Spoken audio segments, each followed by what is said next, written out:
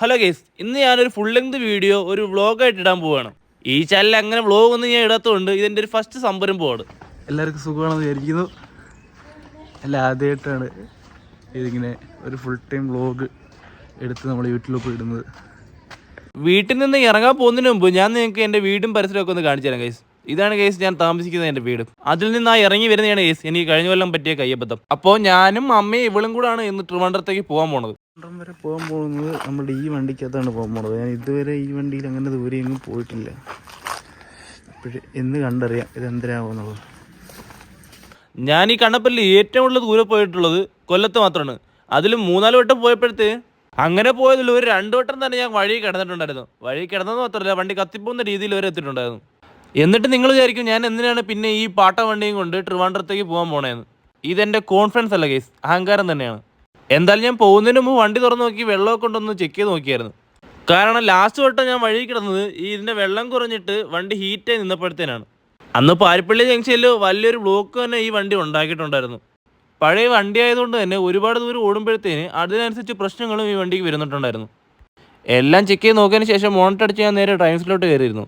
ഇനി പറപ്പിച്ച് വിടുവാണ് ട്രിവാൻഡ്രത്തേക്ക്. വണ്ടി ഒറ്റയടിക്കാന്ന് സ്റ്റാർട്ടാവെന്ന് വിചാരിച്ച് എനിക്ക് തെറ്റി കേസ്. ഒരു 3-5 വട്ടം ട്രൈ ചെയ്തിട്ടാണ് വണ്ടി സ്റ്റാർട്ടായത് തന്നെ. വണ്ടി എടുത്തതിന് ശേഷം ഞങ്ങൾ നേരെ പോയി താഴെയുള്ള പെട്രോൾ പമ്പിലേക്കാണ്. വണ്ടിയിൽ എണ്ണ വറ്റിച്ച് കൊണ്ട് ഇടാറുള്ളതുകൊണ്ട് തന്നെ എങ്ങോട്ടേലും പോകണമെങ്കിൽ ആദ്യം എണ്ണ അടിച്ചിട്ടേ പോകാൻ പറ്റുള്ളൂ. നിങ്ങൾക്ക് ഈ വീഡിയോയിൽ കേൾക്കാൻ പറ്റുമെന്ന് എനിക്ക് അറിയത്തില്ല. വണ്ടി ഓടുമ്പോഴത്തേന് സാധാ 800 കൊടുക്കുന്നതിനെക്കാട്ടി നല്ല രീതിക്കുള്ള സൗണ്ട് വണ്ടിയുടെ ഫ്രണ്ടിൽ നിന്ന് വരുന്നുണ്ടായിരുന്നു. അതും ഈ വണ്ടിയുടെ ഏതോ മെക്കാനിക്കൽ സൈഡിൽ എന്തോ കംപ്ലൈൻറ്റ് കൊണ്ടിട്ടാണ് ഇങ്ങനെ സൗണ്ട് കേൾക്കുന്നത്. രാവിലെ ഒരു 9 മണിക്കാണ് ഞങ്ങൾ വീട്ടിൽ നിന്ന് ഇറങ്ങിയത്. അതുകൊണ്ട് തന്നെ ട്രിവാൻഡ്രത്ത് എത്തിയപ്പോഴത്തേന് നല്ല വെയിലടിച്ച് തുടങ്ങിയായിരുന്നു. ഈ വണ്ടിക്കകത്താണെങ്കിൽ ഫിലിമൊന്നും ഒട്ടിച്ചിട്ടില്ലാത്തതുകൊണ്ട് വെയിലെല്ലാം ഡയറക്റ്റ് ഞങ്ങൾ പുറത്തായിരുന്നു അടിച്ചുകൊണ്ടിരുന്നത്. വണ്ടിയിൽ 1000 രൂപയുടെ എണ്ണ അടിച്ചപ്പോഴത്തേനും ഒരു ഹാഫ് ടാങ്ക് വരെ കാണിച്ചിട്ടുണ്ടായിരുന്നു. ഇങ്ങനെ ട്രിവാൻഡ്രത്ത് എത്താറായപ്പോഴത്തേനും അതിലും ഒരു 4 കുറ്റി കുറഞ്ഞിട്ടുണ്ട്. അതിനെയും കാട്ടി പണിയെന്ന് പറഞ്ഞു കഴിഞ്ഞാൽ ആ താഴെ കാണുന്ന ടെമ്പറേച്ചറിന്റെ ഗേജാണ്. കാരണം കുറച്ചുകൂടെ മുമ്പോട്ട് പോയി കഴിഞ്ഞാൽ വണ്ടി ഓവർ ഹീറ്റ് ആയിട്ട് റോഡിന്റെ നടുക്ക് നിന്ന് പോകും ഗൈസ്. വണ്ടി അങ്ങ് നേരെ ഓടിപ്പോവാണെങ്കിൽ കുഴപ്പമില്ല ഗൈസ്. പക്ഷേ വണ്ടി നിർത്തി ബ്ലോക്കിലൊക്കെ വന്ന് പെടുമ്പോഴത്തേനാണ് ഈ ഹീറ്റിന്റെ കേജ് കയറി പോകുന്നത്. ഫുള്ള് വിയർത്ത് കുളിച്ച് കേസ്.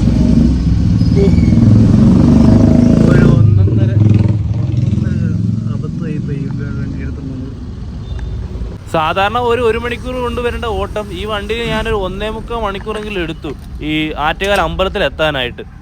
അതും അവിടെ കൊണ്ടു ചെന്നപ്പോഴാണ് ഈ വണ്ടി പാർക്ക് ചെയ്യാനായിട്ട് ഒരു സ്ഥലവും ഇല്ല. പിന്നെ കുറച്ച് ദൂരം മാറി ഒരു റോഡിൻ്റെ സൈഡിലാണ് കൊണ്ടുവന്ന് പാർക്ക് ചെയ്തിട്ടത്. ഇതേ കിടക്കുന്നത് കേസ് നമ്മുടെ കണ്ണപ്പൻ. അമ്പലത്തിൻ്റെ ബാക്ക് സൈഡിലുള്ള റോഡിൻ്റെ സൈഡിലാണ് ഞാൻ കൊണ്ടുവന്ന് ഇട്ടത്.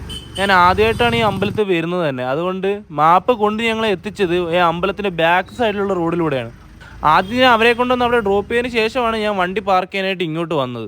ഞാനവിടെ എത്തിയപ്പോഴത്തേന് എന്നേക്കകത്ത് അവരവിടെ വെളിയിൽ തന്നെ നിൽപ്പുണ്ടായിരുന്നു. അമ്പലം ആയതുകൊണ്ട് തന്നെ ഞാൻ അതിനുള്ള അകത്തെ വീഡിയോസ് ഒന്നും എടുത്ത് ഷൂട്ട് ചെയ്തിട്ടില്ല. സൺഡേ ആയതുകൊണ്ട് കുറച്ച് തിരക്കുണ്ടായിരുന്നു അമ്പലത്തിൻ്റെ വെളിയിലൊക്കെ. മാത്രമല്ല ഇന്ന് ഇവിടെ വെച്ച് ഏതോ കല്യാണമൊക്കെ നടക്കുന്നുണ്ടായിരുന്നു. ഹെലികോപ്റ്ററിൻ്റെ സൈസുള്ള 2 മുട്ട ഫാനുകൾ ഈ അമ്പലത്തിന് ആഴ്ത്തോരത്തിൻ്റെ മണ്ടയിൽ അവന്മാർക്ക് വെച്ച് കേട്ടിട്ടുണ്ട്. ഇതിൻ്റെ കാറ്റുള്ളതുകൊണ്ട് ഇതിനകത്ത് വലിയ ചൂടില്ലായിരുന്നു. പക്ഷെ വെളിയിൽ ഇറങ്ങിക്കഴിഞ്ഞാൽ കത്തിപ്പോവായിരുന്നു. അവിടെ തൊഴുതിറങ്ങി തൊട്ടടുത്തുള്ള ഇന്ത്യൻ കോഫി ഹൗസിൽ കയറി ഒരു വടയും ചായയും കഴിച്ചതിന് ശേഷം ഞങ്ങൾ പിന്നെ അടുത്ത സ്ഥലത്തേക്ക് പോയി. ഈ ട്രിവാൻഡ്രം സിറ്റിക്കകത്ത് വന്ന പാർക്കിംഗ് ആണ് ഗൈസ് ഒരു മെയിൻ പ്രശ്നം. വണ്ടി എവിടെയും പാർക്ക് ചെയ്യൂല. അതിൻ്റെ കൂടെ ആണെങ്കിൽ രാവിലെ തന്നെ കൊട്ട വെയിലും. ആറ്റുകാൽ കഴിഞ്ഞ് ഞങ്ങൾ പോയത് തൊട്ടടുത്തുള്ള പത്മനാഭസ്വാമി ക്ഷേത്രത്തിലേക്കാണ്. ഈ കാണുന്ന വലിയ ഗേറ്റാണ് ഗൈസ് ഈ പത്മനാഭസ്വാമി ക്ഷേത്രത്തിലേക്കുള്ള മെയിൻ എൻട്രി. ഈ ക്ഷേത്രത്തിലൂടെ നടന്ന് ആ അമ്പലം കാണുമ്പോൾ തന്നെ ഒരു പ്രത്യേക ഫീലാണ്. ഇത്രയും വെയിലുണ്ടായിട്ടും ഈ സ്ഥലത്തൊക്കെ വന്യ തിരക്ക് തന്നെയായിരുന്നു. അതും ഇതിന്റെയൊക്കെ സൈഡിലൊക്കെ 1 ഇഞ്ച് സ്ഥലം പോലും ഇല്ലാതെ എല്ലായിടത്തും വണ്ടികൾ പാർക്ക് ചെയ്തിട്ടുണ്ട്. ഇതിന്റെ ഇടയിൽ കൂടെ ഇവന്മാർ ഈ ബസ്സൊക്കെ എങ്ങനെ ഓടിക്കുന്നതെന്ന് എനിക്കൊരു എത്തും പിടിയില്ലായിരുന്നു. ഇവിടെ വന്നപ്പോഴും ഞാൻ അവരെ ആക്കിയതിന് ശേഷമാണ് ഞാൻ വണ്ടി പാർക്ക് ചെയ്യാനായിട്ട് വെളിയിലോട്ട് പോയത്. സത്യം പറഞ്ഞാൽ ഇവിടേക്ക് വരുന്നെങ്കിൽ ഒന്നുകിൽ നല്ല ഏർലി മോർണിംഗിന് വരണം ഗൈസ്, അല്ലെങ്കിൽ ഒരു ഈവനിങ് ടൈമിൽ വരണം. പക്ഷേ ഞങ്ങൾ വന്നപ്പോഴേക്കും ഈ ഒരു 11-12 മണിയായി. അമ്പലത്തിലോട്ട് കയറുന്ന വഴിക്ക് എന്നെ കാണിക്ക സമർപ്പിക്കാനുള്ള ഒരു വലിയ QR കോഡ് കൊടുത്തിട്ടുണ്ട് ഗൈസ്. നിങ്ങൾക്ക് ആരൊക്കെയും അയക്കണമെന്നുണ്ടെങ്കിൽ ഈ QR നോക്കിയിട്ട് അങ്ങ് അയച്ചാൽ മതി. അമ്പലത്തിനുള്ളിൽ ചെരുപ്പിട്ടുകൊണ്ട് കയറാൻ പറ്റില്ല എന്നുള്ളതുകൊണ്ട് ഈ സൈഡിൽ ചെരുപ്പൂരിട്ട് വേണം ഈ വഴി കൂടെ നടക്കാനായിട്ട്. ഞങ്ങളാണെങ്കിൽ കയറുന്ന വഴിക്ക് തന്നെ ചെരുപ്പൂരിട്ട് നടന്നു തുടങ്ങി. കല്ലൊക്കെ വെയിലടിച്ച് ചുട്ടുപഴുത്ത് കിടക്കുന്നുണ്ട്. ഞങ്ങളെ കാലൊക്കെ പൊള്ളി കീറിയിട്ടാണ് നടന്നു കയറിപ്പോയത്.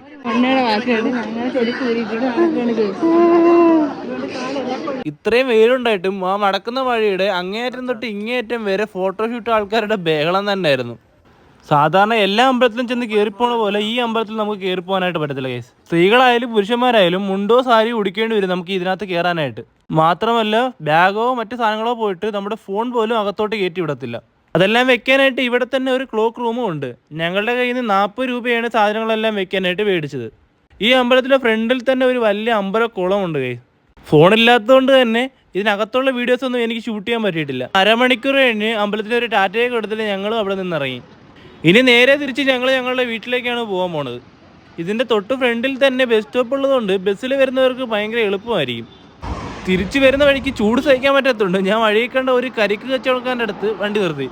ഇവിടെ ആകെ തള്ളെന്ന് പറയാനായിട്ട് ഈ പയ്യൻ വെച്ചിരിക്കുന്ന ഈ ചെറിയ കുട മാത്രമായിട്ടുള്ളത്. ടോട്ടൽ 3 കരിക്കിന് 160 രൂപയാണ് ഇവൻ എൻ്റെ കയ്യിൽ നിന്ന് വാങ്ങിച്ചത്.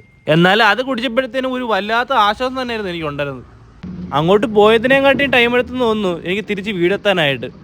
എന്തായാലും വണ്ടിക്ക് കുഴപ്പങ്ങളൊന്നും ഇല്ലാതെ തന്നെ തിരിച്ച് സേഫായിട്ട് വീട്ടിലെത്തിച്ചിട്ടുണ്ട് കണ്ണപ്പൻ. വീട്ടിലെത്തിയപ്പോഴത്തേക്കും 2:12 2:12 ഞങ്ങൾ തിരിച്ച് വീട്ടിലെത്തുന്നത്. ഇപ്പം ഇത്രയും കിലോമീറ്റർ വണ്ടിക്കകത്ത് ഓടിയിട്ടുണ്ട്. എണ്ണ ഫുള്ള് വറ്റി തീർന്നു. ടെമ്പറേച്ചർ ഇപ്പോഴും ഇതിനകത്താണ് നിൽക്കുന്നത്. വണ്ടിക്ക് ഒരു കുഴപ്പമില്ല വേറെ. വണ്ടി നല്ല ഓവർ ഹീറ്റായി കിടക്കുന്നതുകൊണ്ട് തന്നെ ഞാൻ കുറച്ച് നേരം ബോണറ്റ് തുറന്നിട്ടിട്ട് വണ്ടി ഒന്ന് തണുപ്പിക്കാമെന്ന് വിചാരിച്ചു. എന്തായാലും ഇന്നത്തെ യാത്രയെല്ലാം നിർത്തിയതുകൊണ്ട് തന്നെ ഞാൻ തിരിച്ച് നേരെ വീട്ടിലേക്ക് കയറിപ്പോയി. Okay guys.